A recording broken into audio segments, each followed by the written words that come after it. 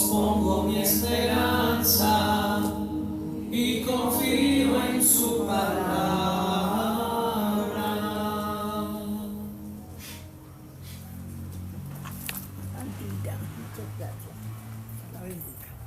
El Señor esté con ustedes. Y con tu espíritu. Lectura del Santo Evangelio según San Marcos. Gloria a ti, Señor.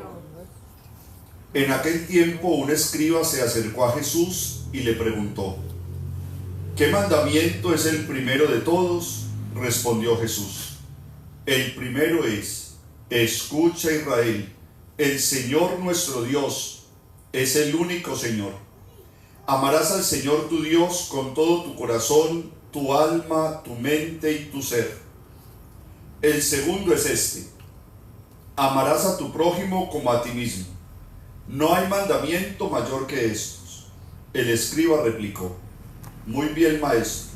Sin duda tienes razón cuando dices que el Señor es uno solo y no hay otro fuera de él, y que amarlo con todo el corazón, todo el entendimiento, todo el ser, y amar al prójimo como a uno mismo, vale más que todos los holocaustos y sacrificios. Jesús, viendo que había respondido sensatamente, le dijo: no estás lejos del reino de Dios. Y nadie se atrevió a hacerle más preguntas. Palabra del Señor. Gloria a ti, Señor Jesús. Vamos a centrarnos en la reflexión de esta noche en la primera lectura del profeta Oseas y en el Salmo responsorial número 80. Miren que nosotros siempre le decimos a Dios que nos escuche. Cuando oramos le decimos: Dios mío, escucha lo que te estoy diciendo. Cuando la cosa está como muy complicada, le decimos: por favor, Señor, escúcheme. No se haga el sordo a mis peticiones, a mis palabras. Y cuando definitivamente no hay milagros, lo que decimos es: ¿qué decimos? El Señor no me escuchó. No me escuchó. En cambio, el Salmo responsorial hoy nos la devuelve. Es el Señor el que nos dice: yo soy el Señor Dios tuyo, escucha mi voz.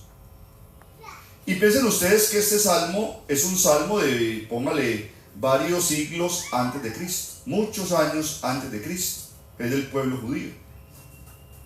Y ya Dios le está diciendo al pueblo que escuchemos su voz. Y cuando nos dice: yo soy el Señor Dios tuyo, escucha mi voz, es como si nos estuviera diciendo: por favor, escúcheme, tengo algo para usted. Vea, no lo he abandonado, escúcheme. Y entonces la pregunta es: si Dios está hablando hace tanto tiempo, si quiere que lo escuchemos, ¿qué es lo que pasa? Que nosotros le decimos a Dios que nos escuche, Él nos dice que lo escuchemos y parece que ni uno ni otro se está escuchando. Entonces tendríamos que pensar que ya Dios nos ha escuchado. Es que antes de que nosotros llegáramos a este mundo, ya Él estaba hablando. Pero algunas veces les he dicho a ustedes que Dios habla muy pasito, demasiado pasito. Y que el lenguaje de Dios no se parece en nada al lenguaje nuestro. ¿Qué hacer para escuchar a Dios?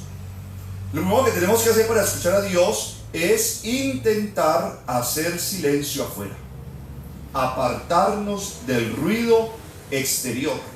Es la primera manera como podemos iniciar ese camino para escuchar a Dios. Pero sucede algo muy particular. Cuando hacemos silencio afuera, nos encontramos con un ruido más terrible todavía, y es el que tenemos por dentro. Piensen que muchas veces hacemos ruido afuera para no escucharnos por dentro, porque es que adentro hay un ruido que hace mucho daño. Hay un ruido que no nos deja escuchar la voz de Dios. ¿Cuál es el ruido de afuera? Televisor, las conversaciones, el paso de los carros, la música a todo volumen. Hoy los muchachos y pues también nosotros tenemos ya los audífonos y todo el tiempo estamos con audífonos puestos. Cuando dejamos ese ruido, entonces nos damos cuenta que el único ruido que existía no era el de afuera, que por dentro hay recuerdos, hay pensamientos, hay deseos, hay frustraciones, hay resentimientos, hay miedos, hay tristezas, hay grandes anhelos, hay un montón de ruido. En realidad el mayor ruido es adentro. Por eso no escuchamos la voz de Dios, porque si Dios habla pasito, habla muy silencioso, con tanto ruido no se logra percibir.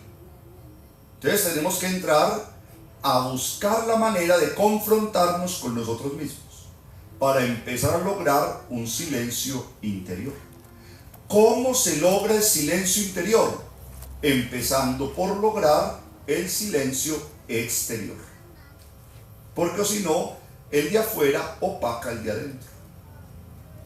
Cuando ustedes y yo aprendemos a apartarnos un poquito del ruido, a no tenerle miedo a una casa en silencio, porque a veces llegamos y decimos, no, yo prendo el televisor, que al menos hable alguna cosa.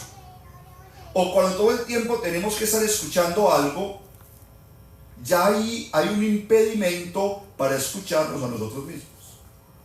Entonces, cuando empezamos a aislarnos por ratos del silencio exterior, empezamos a confrontarnos con nuestro propio ruido.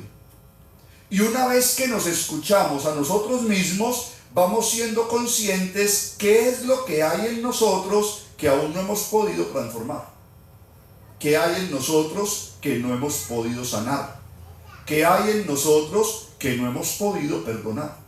Y entonces, confrontándonos con eso, empezamos lentamente a darle a cada situación el lugar que corresponde. Y vamos notando cómo la vida interior va entrando también en un cierto silencio. Cuando vamos entrando en ese silencio interior, es cuando empezamos a percibir la voz de Dios.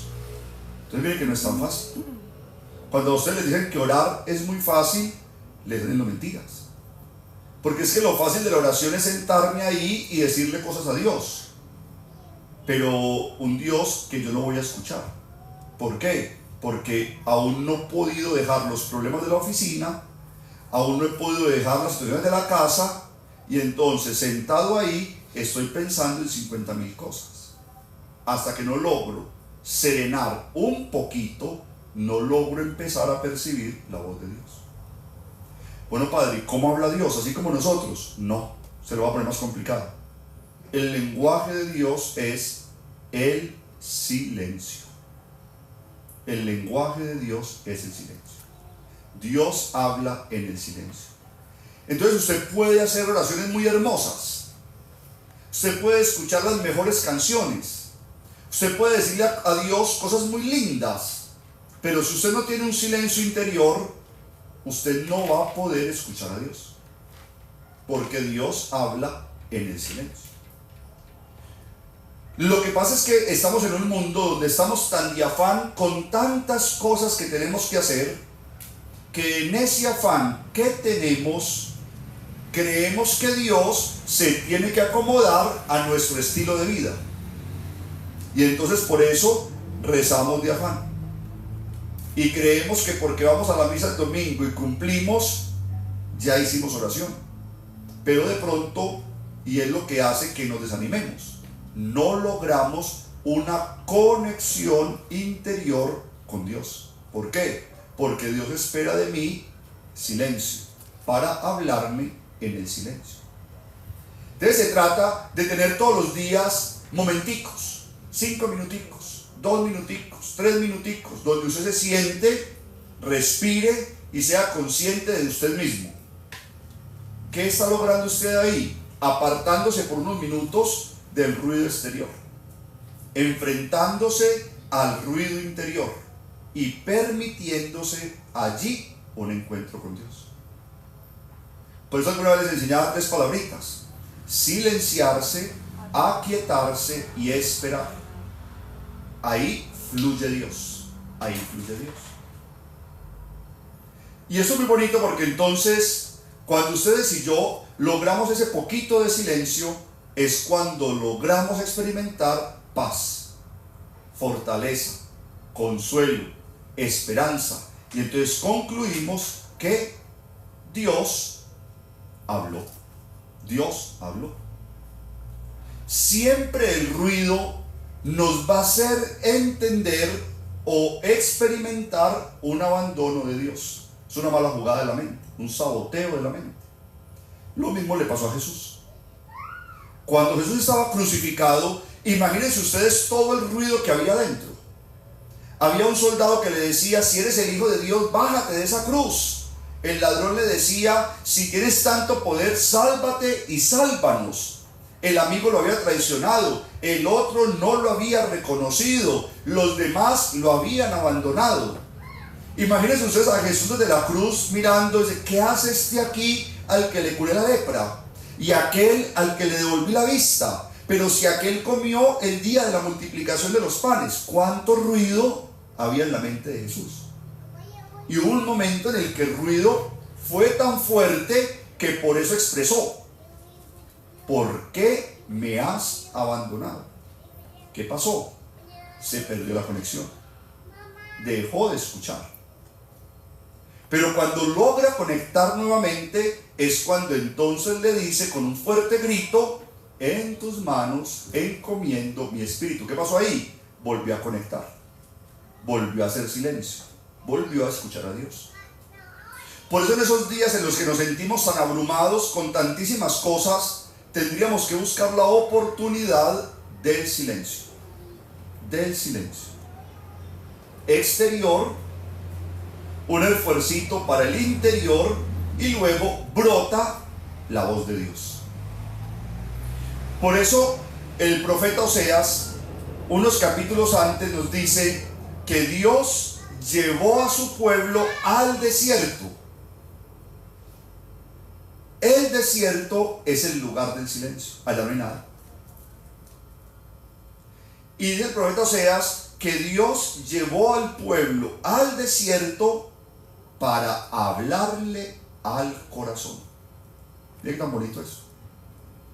Los lleva al desierto para hablarle al corazón. Padre, ¿y qué le dijo? Esa es la lectura de hoy.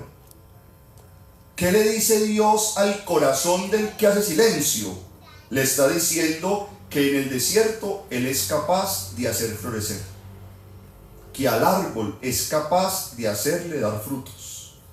Les dice: curaré tu deslealtad, te amaré generosamente, porque mi ira se apartará de ti. Seré para Israel como el rocío, florecerá como el lirio, echará sus raíces como los cedros del Líbano, brotarán retoños, será esplendor como el olivo, perfume como el Líbano. Regresarán los que habitaban su sombra, revivirán como el trigo, florecerán como la viña. Uno bien llevado en esta vida y que Dios le diga a uno que de uno sabe tanta cosa, uno vuelve a la vida, pero es necesario hacer silencio.